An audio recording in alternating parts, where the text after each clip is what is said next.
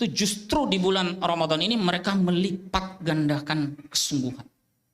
Saya sering ilustrasikan itu kalau kita bikin grafik, itu kan grafiknya itu naik mestinya. Nah, kalau kita itu kan kadang terbalik ya. Di awal itu tinggi, semangat luar biasa. Masuk pertengahan Ramadan menurun. Nah, di akhir Ramadan tambah kendor. Gini kita ini, begini. Harusnya itu begini, naik. Ya. Para sahabat radhiyallahu anhum menyambut Ramadan itu dengan penuh semangat. Pertengahan Ramadan mereka jaga, bahkan mereka tingkatkan semangat itu.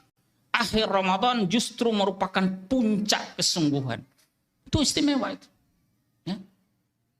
Rasulullah SAW mencontohkan yang demikian. Ya, ada riwayat dari Aisyah radhiyallahu anha. Beliau ceritakan, Ummul Mukminin, istri Nabi SAW, ibu kita semua. Bahwa karena Rasulullah SAW idza dakhala al-ashr, Rasulullah SAW itu apabila telah masuk 10 malam terakhir Ramadan, 10 yang terakhir itu, apa yang terjadi? Syadda mi'zarahu wa ahya lailahu aiqaza ahla. Beliau itu semakin mengencangkan ikat pinggangnya. Itu ungkapan. Semakin serius, semakin sungguh-sungguh. Beliau bangunkan keluarganya, menghidupkan malam-malam Ramadan. 10 malam terakhir itu puncak kesungguhan kita. Ya? Jangan justru 10 Ramadan terakhir kaum muslimin hilang dari masjid, hilang dari apa? Aktivitas ibadah ketaatan kepada Allah Ta'ala. Ramai tempat-tempat perbelanjaan, ramai apa? Mudik Ustaz. Ada yang bilang kan biasanya mudik kan? Mudik kesian itu Ustaz, pulang kampung. Kalau mudik, ikhwahillah, kalau alasannya mudik, ya mudik kemana memangnya? Kemana? Ada yang ke Bau-Bau misalnya, ya. Ada yang kemana lagi? Ada yang ke Kolaka. Ada yang kemana lagi? Aunii misalnya. Kalau alasannya mudik, itu kan jamaah hanya pindah. Di sini sepi, di Kolaka rame, di Bau-Bau rame, di Aunii rame. Itu kalau mudik. Tapi faktanya yang terjadi apa? Seperti lagu Pramuka itu, di sini sepi, di sana sepi. Sepi semua. Jadi kemana itu jamaah kita? Nah kalau Ramadan lalu masih terjadi, kita bertekad Ramadan tahun ini beda. Grafik kita naik. Ya.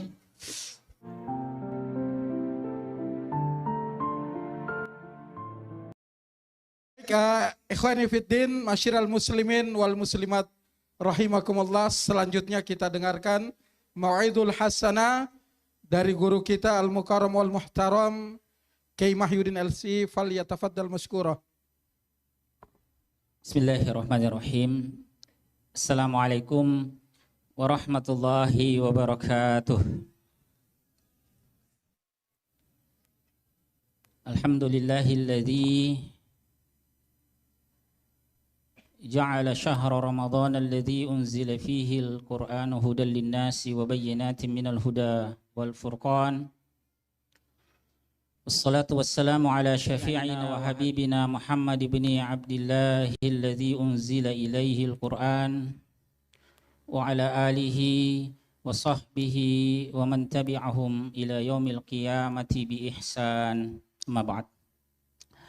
Bapak-bapak, ibu-ibu, saudara-saudari sekalian yang dirahmati Allah Ta'ala.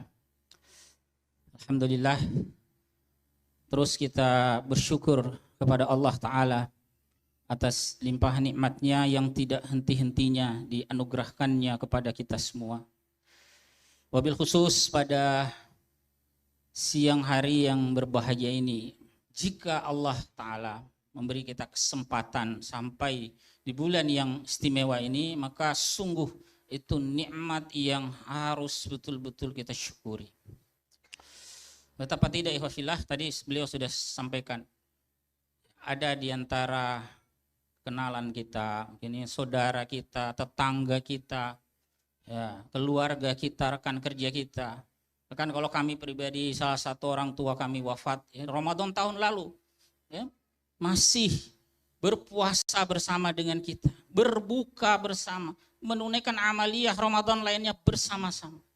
Tetapi pada tahun ini tidak diberi kesempatan yang sama oleh Allah Ta'ala. Ada yang Allah panggil terlebih dahulu, ya, kita doakan mudah-mudahan keluarga kita, saudara kita Ya, Allah ampuni mereka yang telah Allah wafatkan, Allah rahmati mereka, Allah lapangkan kuburnya, Allah jadikan jannah sebagai tempat kembalinya. Allahumma ighfir lahum warhamhum wa'afihim wa'fu anhum wa akrim nuzulahum wa wassi' madkhalahum waj'alil jannata maswahum. Adapun kita insyaallah ya, ketika Allah Ta'ala sampaikan kita di bulan yang istimewa ini, kita dalam keadaan sihah wa afiyah, sehat wal afiat, tidak kurang satu apapun, maka sungguh nikmat apalagi yang hendak kita dustakan. Kemudian ikhwafillah rahmatullahi alaikum, kalau kita berbicara tentang Ramadan ini, ada banyak sekali keutamaannya. Tadi beliau sudah sempat sampaikan beberapa di antaranya. Dan kalau kita lihat di penjelasan para ulama itu memang banyak sekali. Namanya Ramadan saja itu banyak ya. Ada yang menyebut yang populer Syahrul Siyam, ya Syahrul Quran, Syahrul Jihad, Syahrul Sabar, Syahrul Intisarat. Banyak sekali ya, menunjukkan betapa istimewanya bulan ini. Namun pada kesempatan ringkas ini kita akan menggarisbawahi 2 atau 3 ya. Mudah-mudahan kalau waktunya cukup 3 ya, kalau habis waktunya ya 2 saja ya. Ya, yang pertama, Ramadan itu sebagai apa? Syahrul Quran. Sebagai bulan Al-Quran. Ini juga Allah isyaratkan kepada kita di dalam surah Al-Baqarah ayat 185 yang biasa kita dengar itu ya. Bahwa di bulan itulah ya, syahrul Ramadan alladzi unzila fihi al-Qur'anu hudal linnasi wa bayyinatin minal huda wal furqan. Adalah bulan yang Allah turunkan di dalamnya Al-Qur'an. Maka bulan Ramadan itu menjadi momentum penting untuk kita umat Islam menguatkan kembali hubungan kita, interaksi kita dengan kitab yang mulia ini. Maka para ulama itu menyampaikan banyak sekali adab tentang Al-Quran. Ya. Salah satu kitab yang sangat populer itu yang disusun oleh Al-Imam An-Nawawi rahimahullahu ta'ala, At-Tibyanu fi Adabi Hamalatil Quran. Sudah banyak ya, saya lihat beredar ya, termasuk terjemahannya, bisa ikhwah sekalian baca. Itu Masya Allah. Ada ratusan adab yang beliau sampaikan tentang Al-Quran itu. Tapi kalau kita mau sarikan ya, antara ratusan adab itu bisa kita buat ada 5 tingkatan utama adab terhadap Al-Quran. Ya, ada 5, 4 atau 5. Yang pertama, ikhwafillah, bahwa seorang mukmin itu adalah orang yang apa? Gemar membaca Al-Quran. Ini tidak bisa ditawar. Ya. Basah lisannya dengan senantiasa mengulang-ulang bacaan Al-Quranul Karim. Dan memang keutamaannya luar biasa. Imam At-Tirmizi ya, dalam hadis itu menyampaikan riwayat yang luar biasa ya, tentang bagaimana Al-Quran itu betul-betul dibalas huruf demi huruf pahalanya. Man qara'a harfan min kitabillah, siapa membaca satu huruf dari kitabullah, falahu bihi hasanatun wal hasanatu bi asyri amsalihha. Baginya setiap huruf itu satu kebaikan, dan satu kebaikan itu Allah ganjar 10 kali lipat. Dan itu betul-betul huruf demi huruf. Karena di kelanjutan hadis itu Nabi SAW menegaskan, la aqulu alif lam mim harf. Tidak aku katakan alif lam mim itu satu huruf. Walakin alif harfun wa mim wa lamun harfun wa mimun harf. Tetapi alifnya satu huruf, lamnya satu huruf, mimnya pun satu huruf. Jadi benar-benar dihitung huruf demi huruf. Masya Allah. Ya. Dan alhamdulillah adab nomor 1 ini umat Islam secara umum itu semangat menunaikannya. Bahkan di bulan Ramadan itu ada yang khatam lebih dari sekali. Ya. Nah, adab yang kedua, ikhwafillah, ya ini kita berusaha menghafalkan ayat-ayat. Ini penting ya. Bahkan menjadi salah satu standar kualitas mukmin. Jadi menghafal Al-Quran itu standar kualitas mukmin. Ya, di dalam hadis riwayat Imam Muslim Nabi SAW sampaikan, innalladzi laisa fi jawfihi syai'un minal Qur'an kal baitil kharib. Sungguhnya orang yang tidak ada di dalam dadanya Al-Quran itu seperti rumah yang hampir roboh, rumah yang doyong, rumah yang lapuk. Maka semakin banyak Al-Quran yang dihafalkan, semakin kokoh. Dan orang yang menghafal Al-Quran itu, yang melaksanakan adab kedua ini, Bapak Ibu sekalian, otomatis juga melaksanakan adab yang pertama. Karena tidak mungkin menghafalkan Al-Quran tanpa banyak membaca. Untuk bisa hafal, itu kita baca berulang-ulang. Untuk menjaga, mempertahankan hafalan pun juga kita baca berulang, murojaah. Oleh karena itu jangan berkecil hati. Kadang-kadang ada yang muncul ucapan begini, Ustadz saya ini sulit sekali menghafal Al-Quran Ustadz. Teman saya itu 1-2 kali dia baca sudah hafal. Saya ini 10-20 kali baru hafal Ustadz. Malah bagus itu. Bagus. Bagusnya apa?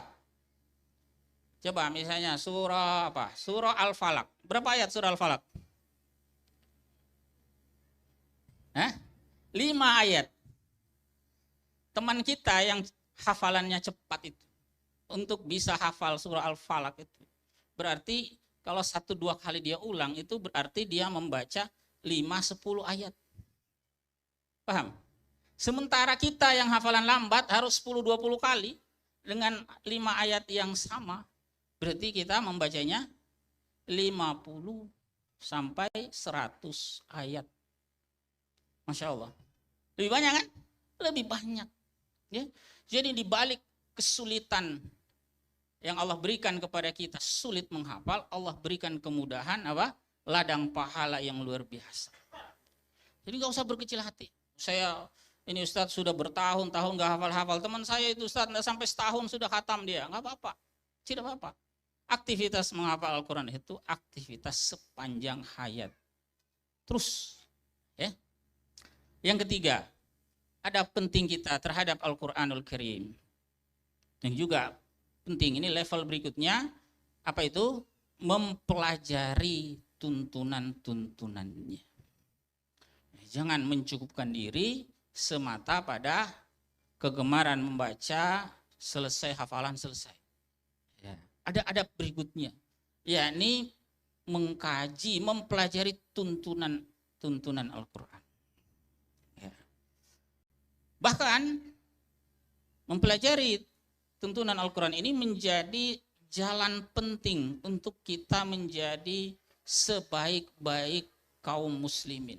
Kalau tadi beliau sebutkan tentang khairu ummah, sebaik-baik umat, ya, maka umat itu di dalamnya ada komponen umat Islam. Nah kalau mau menjadi sebaik-baiknya lagi dari khairu ummah itu, sebutkan oleh Nabi SAW, khairukum, sebaik-baik kalian itu siapa? Dalam riwayat Al-Bukhari, man ta'allamal Qur'ana wa 'allamah. Mereka yang mempelajari Al-Qur'an dan apa? Mengajarkan. Sebentar ya. Ya. Jadi ini sekaligus adab yang keempat, mengajarkan Al-Qur'an. Tidak mungkin bisa mengajarkan kalau tidak mempelajari terlebih dahulu. Kemudian yang terakhir, yang kelima. Dan ini puncak adab kita terhadap Al-Quranul Karim. Apa itu? Mengamalkan isi Al-Quran. Dan inilah yang sering terabaikan. Ya. Padahal Al-Quranul Karim itu diturunkan bukan semata untuk dibaca, untuk dihafal, untuk dipelajari tanpa diamalkan. Sebab sebagaimana ayat 185 yang kita baca tadi, Al-Quran itu untuk apa? Hudal linnas, sebagai petunjuk, pedoman, ya. Rosyadan, ya, maknanya itu rosyad, ya, sebagaimana penjelasan Ibnu Abdissalam dalam tafsir beliau, itu sebagai petunjuk, pedoman bagi umat manusia. Bukan hanya untuk kaum muslimin, tetapi juga apa? Untuk umat manusia. Itu berarti mengisyaratkan bahwa kita harus selain mengamalkannya untuk personal kita, juga untuk kita dakwahkan dan kita amalkan untuk seluruh aspek kehidupan kita. Karena ayatnya menyebutnya hudal linnas, bukan untuk sebatas kaum muslimin. Nah, maka 5 adab ini penting, ya, jaga betul. Nah, di bulan Ramadan ini momentum penting untuk kita menguatkan kembali interaksi kita dengan Al-Quran. Kalau yang selama ini kita sudah menuntaskan level 1, adab nomor 1, gemar membaca Al-Quran, Masya Allah, Alhamdulillah, jaga itu. Ya, naikkan bulan ini, nambah hafalan kita. Yang sudah 30 juz. Silakan perkaya dengan kiroat yang lain. Banyak ya yang mungkin sudah hafal kiroat, hafaz misalnya, silakan. Banyak sekali variasi kiroat. Ya, ada qalun, ada warash, macam-macam. Ya. Pelajari kandungannya, tuntunannya, ya, ajarkan dan amalkan. Ya. Sehingga Al-Quran itu betul-betul menjadi sahabat kita. Ya. Dan kalau kita sudah bersahabat dengan Al-Quran, dalam hadis yang lain disebutkan apa? Sahibul Quran itu istimewa. Iqra'ul Quran fa innahu ya'ti yaumal qiyamati syafi'an li ashabi. Bacalah oleh kalian Al-Quran itu, karena Al-Quran itu nanti akan datang pada hari kiamat memberi syafaat kepada sahabat-sahabat. Wafillah rahmatullahi alaikum. Yang kedua, Al-Quran juga biasa disebut sebagai syahrut tarbiyah. Bulan pembimbingan, penggemblengan, bulan pendidikan, penempaan. Karena di bulan Ramadan ini luar biasa, Masya Allah, kita diajar betul. Di antaranya bagaimana kita berdisiplin, baik dalam ibadah kita, bahkan dalam perkara-perkara jibiliyah, urusan manusiawi pun kita dibuat disiplin. Hal-hal sederhana seperti makan, tidur, bangun, itu kita diatur menjadi sosok yang disiplin. Ya. Makannya kapan, ya, bangunnya kapan, dan seterusnya. Ya.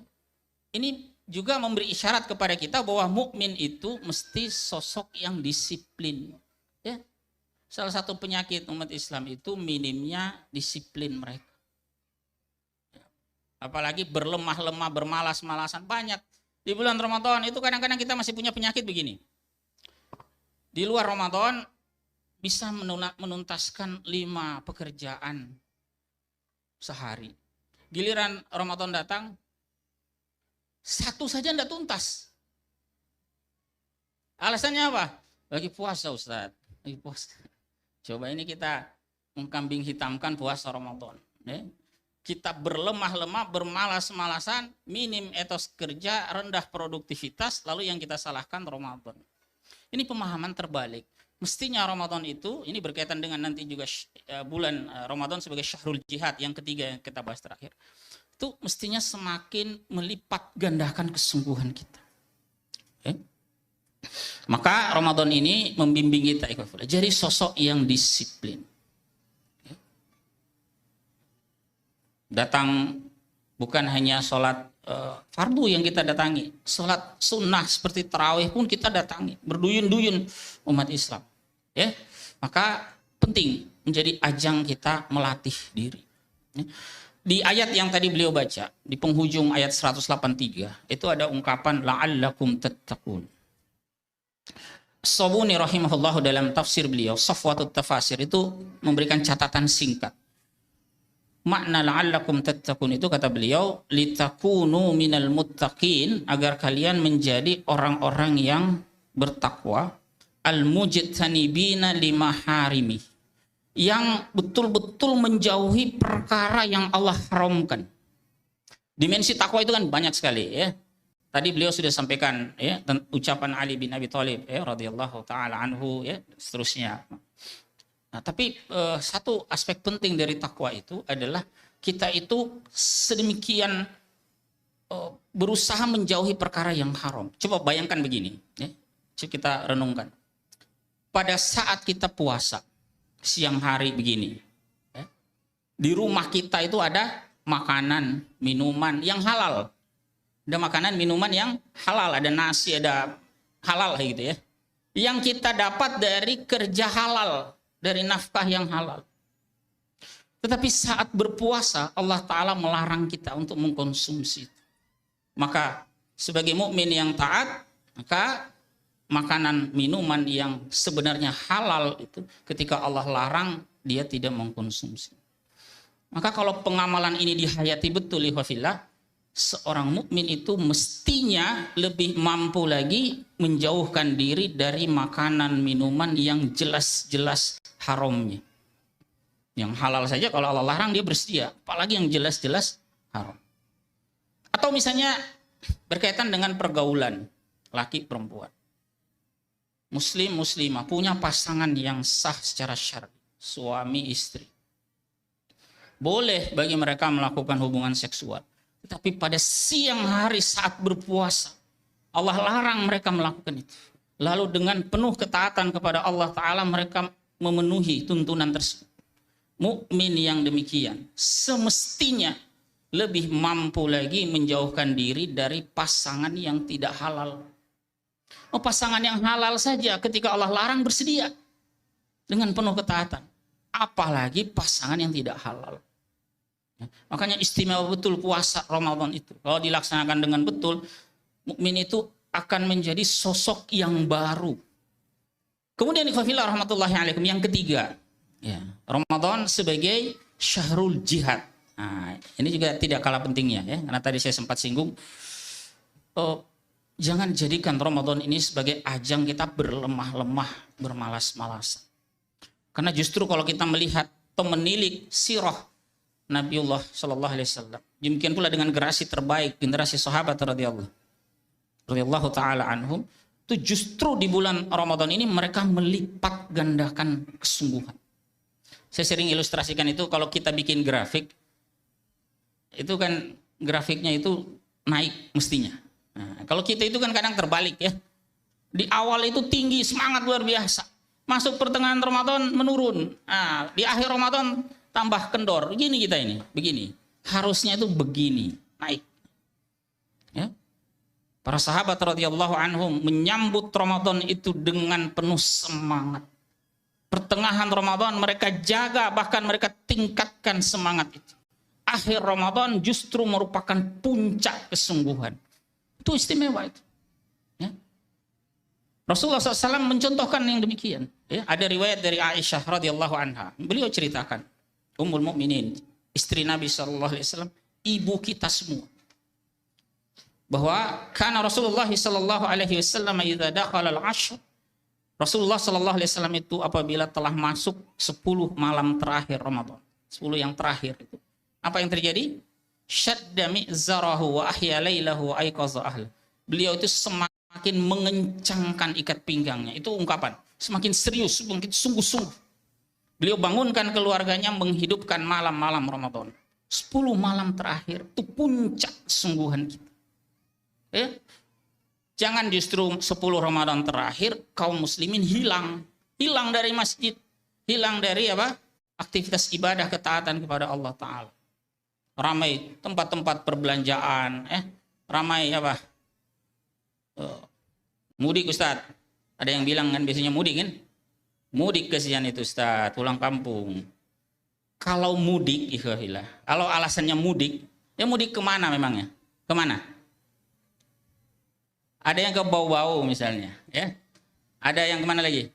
Ada yang ke Kolaka. Ada yang kemana lagi? Aunii misalnya. Kalau alasannya mudik, itu kan jamaah hanya pindah.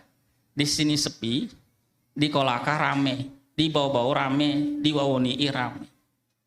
Itu kalau mudik. Tapi faktanya yang terjadi apa? Seperti lagu Pramuka itu, di sini sepi, di sana sepi, sepi semua.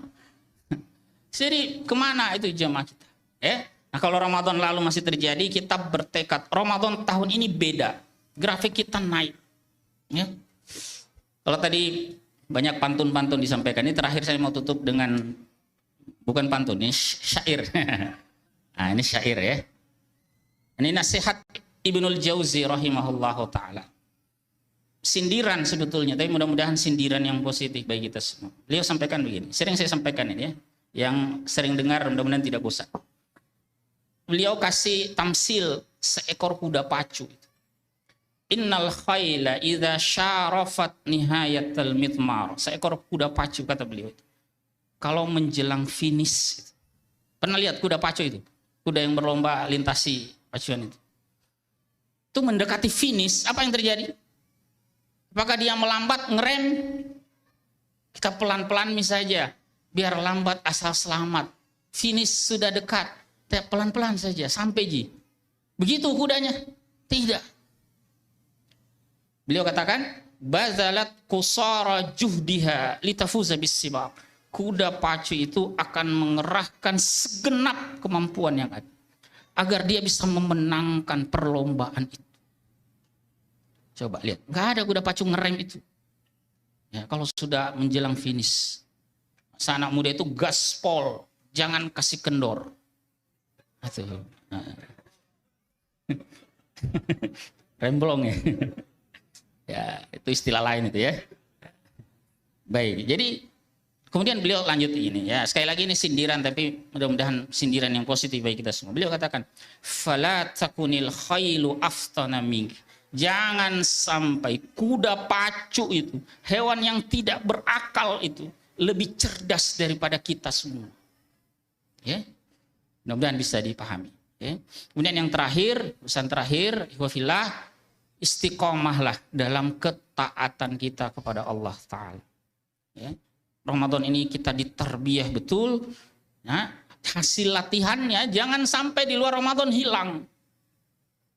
Yang tadinya gemar baca Al-Quran, bisa khatam, bahkan ada yang lebih dari sekali. Sungguh ironis, 11 bulan di luar Ramadan, sekali khatam saja nggak bisa. Kalau di Ramadan kita rajin sekali berjamaah di masjid, jangankan yang fardu, yang sunnah, sholat tarawih, witir pun puluhan rakaat kita ikuti. Bagaimana mungkin setelah Ramadan selesai, sholat subuh kalah dibandingkan sholat Idul Fitri. Jangan sampai itu belum hari kedua, hari ketiga, baru hari pertama. Sholat subuh 1 Syawal itu sering kalah dibandingkan sholat Idul Fitri. Kita sering terjebak dengan seremoni yang tidak berfaedah. Mengira dengan kita berpakaian baru, sandal baru, baju baru, mukena baru, dan sebagainya. Lantas kemudian kita bergembira merayakan hari kemenangan. Itu ada juga sindirannya itu, baitnya juga terkenal itu. Ya? Ya. Apa? Masih ingat gitu? Laisal 'idu liman labisal jadid. Bukanlah hari kemenangan itu bagi yang berpakaian serba baru. Walakinnal 'ida liman ta'atuhu tazid. Ini enggak ada yang bilang cakep kalau gini ya. Ada cakep itu bunyinya ya. Laisal 'idu liman labisal jadid, walakinnal 'ida liman ta'atuhu tazid. Ya, cakep ya. Tetapi hari raya kemenangan itu bagi siapa? Bagi yang ketaatannya bertambah. Terjaga ketaatannya semakin istiqomah.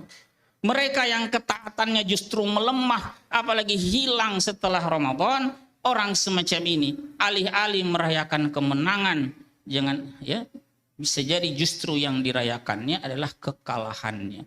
Mudah-mudahan kita semua tidak termasuk yang demikian. Semakin istiqomah, semakin taat kita kepada Allah Ta'ala, ya, berusaha menjalankan seluruh tuntunan-tuntunan Al-Quranul Karim di seluruh aspek kehidupan kita. Barakallahu lana walakum wahdanallahu wa iyyakum ajma'in. Assalamualaikum warahmatullahi wabarakatuh. Jazakallahu khairan kasiran al-mukarram al-muhtaram, guru kita Kiai Mahyudin yang luar biasa memberikan tausiah, pencerahan dan semangat